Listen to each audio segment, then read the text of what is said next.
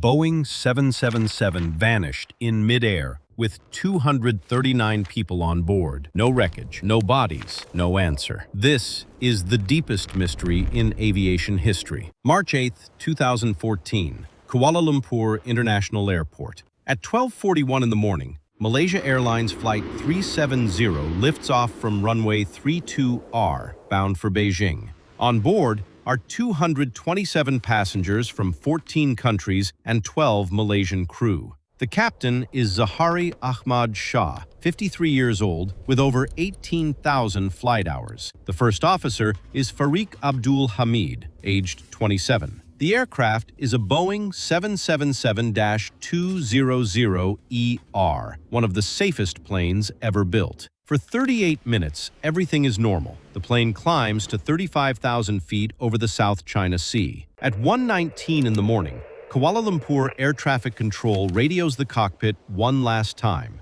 The captain replies, "Good night, Malaysian 370. 2 minutes later, the transponder is switched off. The plane vanishes from civilian radar. It never checks in with Vietnamese controllers. It never responds to calls.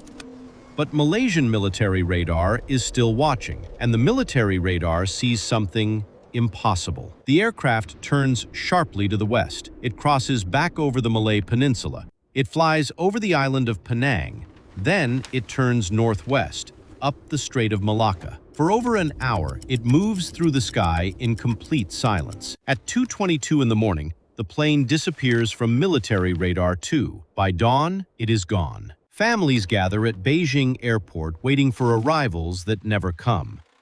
The search begins in the South China Sea. Ships and aircraft from a dozen nations comb the water.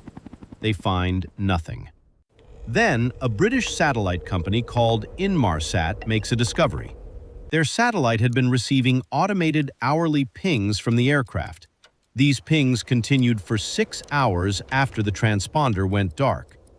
By analyzing tiny frequency shifts in each ping, engineers calculate two possible arcs, one heading north into Central Asia, one heading south into the empty Indian Ocean. The northern arc is ruled out. No country picked the plane up on radar, which means the aircraft flew south for hours, alone, over one of the deepest and most remote stretches of ocean on Earth. The search moves 3,000 miles west to the sea off Perth, Australia. Ships drag sonar across the seafloor. Submarines map trenches 4 miles deep. Investigators cover an area larger than the country of Germany.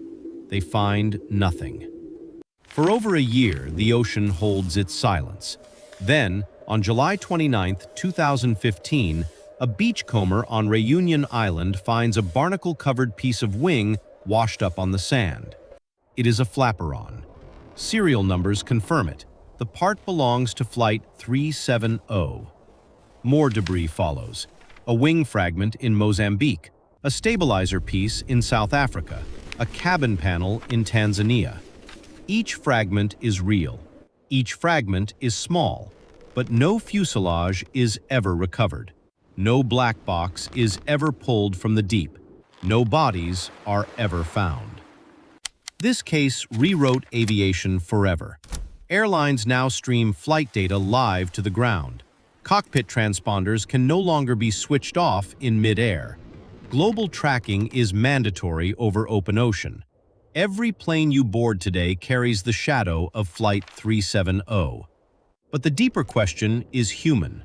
Someone inside that cockpit made a decision. Someone flew that aircraft calmly and precisely into the emptiness. The turn was too clean to be an accident. The transponder was switched off by hand. Then, in 2016, investigators found a deleted route on Captain Zaharie's home flight simulator. The route ran south into the Indian Ocean and ended at a point in open water with no runway. It matched the arc almost exactly, but nothing was ever proven. The official investigation, closed in 2018, listed no cause. It named no suspect. It offered no answer. In 2024, 10 years after the disappearance, the Malaysian government agreed to consider a new search. new sonar data, new drift models, new hope. But the ocean where Flight 370 went down is 20,000 feet deep. 239 people boarded a plane in Kuala Lumpur. The aircraft has never been found.